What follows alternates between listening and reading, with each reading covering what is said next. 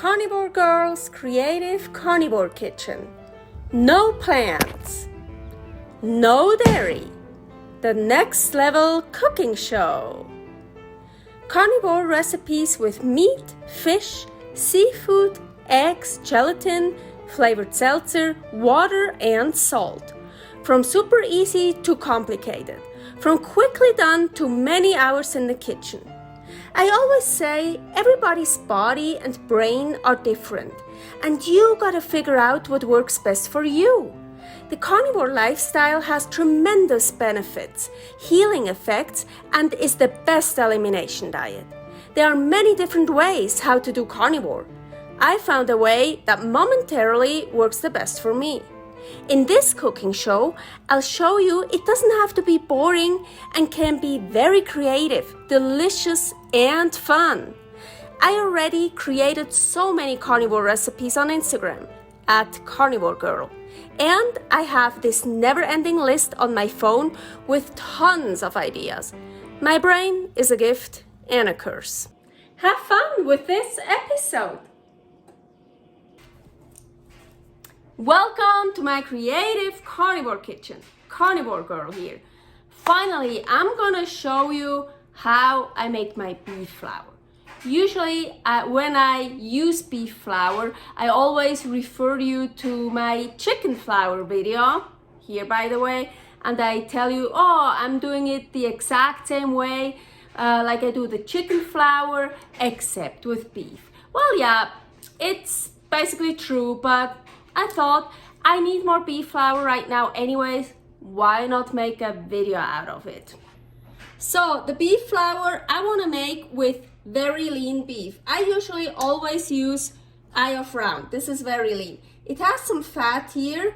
Don't worry about that right now. This is still like in the middle, a little bit frozen. This is a little bit more frozen, so I have these two pieces. You can put it in frozen, no problem. 1 cup of water or more if you want. I'm gonna add some salt. You don't have to, but I want to use the broth that I will get out of this and drink the broth. So I want to salt it. You could also add some bones to make meat bone broth, but I don't want to do that right now. And it's about the meat, the flour we want to make. So pressure lid, seal, and mine is already almost thawed out. Well, pressure of course high. I would say 15 minutes is actually enough. Well, let's be sure and make it 20 minutes. This is just the easiest and fastest way for me to get my meat cooked. So just cook it however you want. So actually, we're not just gonna make beef flour. We're also gonna make beef chips and beef hay. And that's also what I've done the same with the chicken flour, because it's the same process. Okay, so after my time was up, not my time, the beef's time was up in the Ninja Foodi, I just did a fast release, let the steam out, and took the beef out. Here we are, my 2 beef pieces, and I showed you they had like a tiny bit of fat here on it, and here I cut a little bit more also from the meat, because and here is the broth, delicious. Look even how it looks. So I'm just gonna put that in here.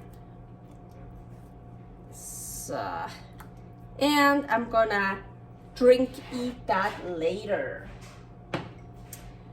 So now with the beef, well, you wanna let it cool off a little bit. It's probably still quite warm. I don't feel like waiting anymore. I have lots of other stuff to do. And well, for beef chips, I'm just gonna slice it quite thinly. Well, as thick or as thin as you want. You can have thicker chips, you can have thinner chips. Also, of course, So I sliced it from that end. I could also slice it here. Look, that's long. So maybe the first one is not that great, huh? Okay. So I'm gonna have much longer chips, and I'm gonna place them on a rack. Both of those came with the Ninja foodi. So you see I have a bigger one and a smaller one, and I'm gonna use both because I also have a great trick.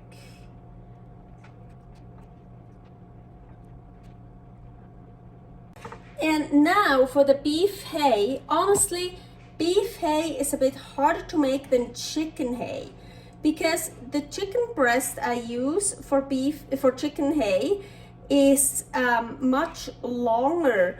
So because here, well, I can show you how I make the beef hay.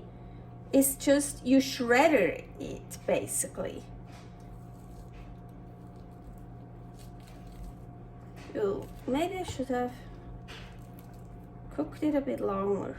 So you see those single things here? This, you get beef hay then. As I said, with chicken, because the chicken breast, I don't know how you call those. Well, in German we could all kind of say Fasern. I know they're much longer, so it gives you nicer hay. So, and well, I'm not gonna take every single one out, like, but just like kind of just pull it apart. So like this, so kind of make it flat. Yeah, so as I said, the beef hay is actually not that easy to do. So you see, I just kind of make these kind of flat. And also they fall down, so that one is a good thing for beef hay. I can show you, here I have chicken hay. So, and you see, those are also kind of not totally loose, like I make them like these, but it depends how fine I want it, I think.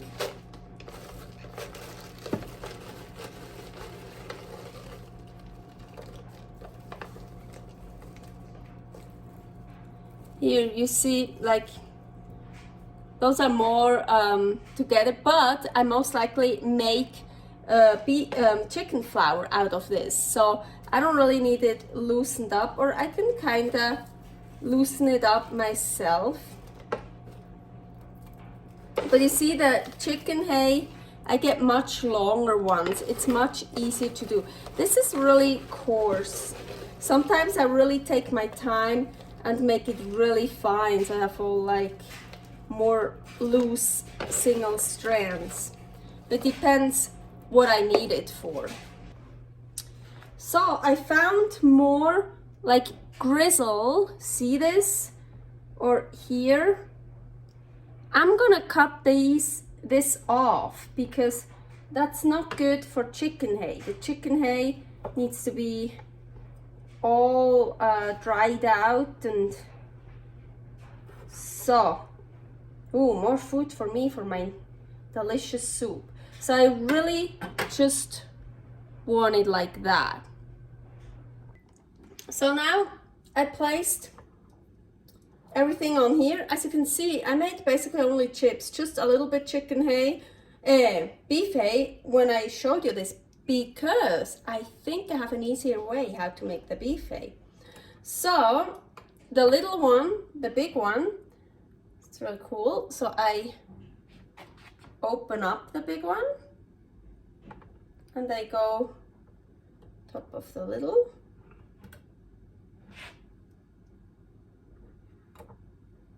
Ta-da! Now I can put that into the Ninja foodi. So we are back with the Ninja foodi. Of course, I took the broth out. You saw that. And now I'm just gonna dehydrate it. And I just leave it what comes up at the beginning, 150.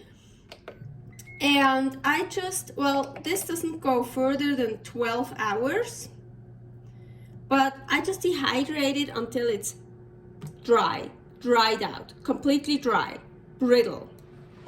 Another way how to do it is just to put it on parchment paper, on a baking sheet, put it in the oven, and then you set your oven to the very lowest, and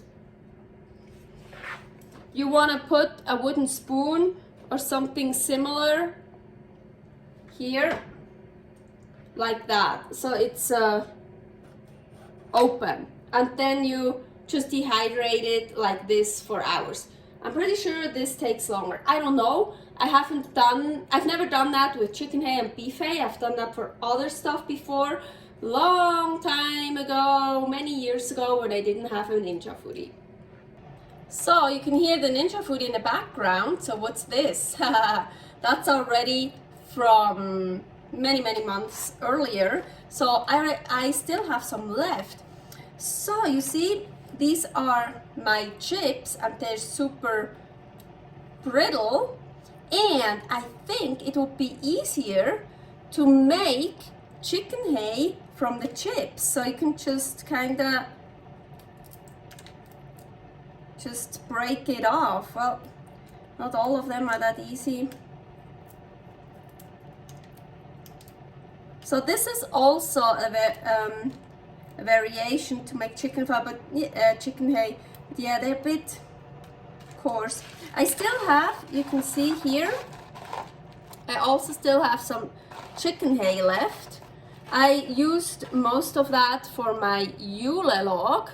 Here's the recipe for that. So yeah, I think that would also be, well, and it depends what you need it for. You can also just like, you see, you can totally just crush it,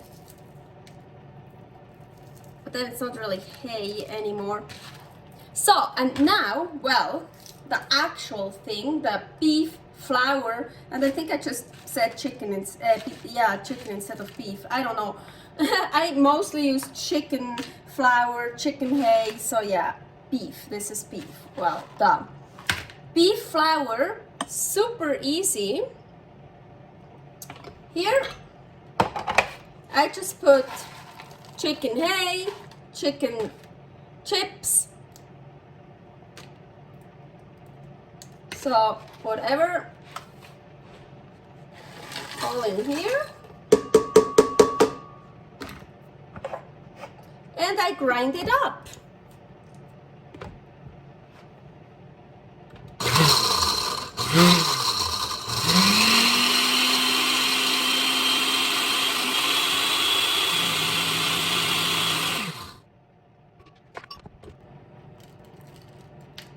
And here, beef flour.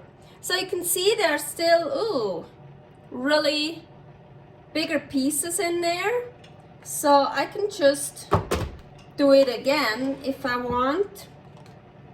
Sometimes I just take them out and eat them.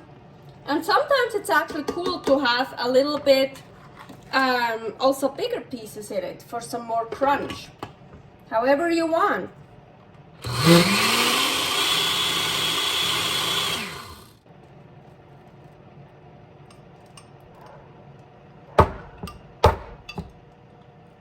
And here you have it. Beef flour. Thank you for watching, and servus! Thanks for watching. If you try out this recipe, please tag me and let me know how you like it. Subscribe, share, like, comment, follow me on Instagram @karnivorgirl. See you next week in my next episode of Carnivore Girl's Creative Carnivore Kitchen. No plants, no dairy, the next level cooking show.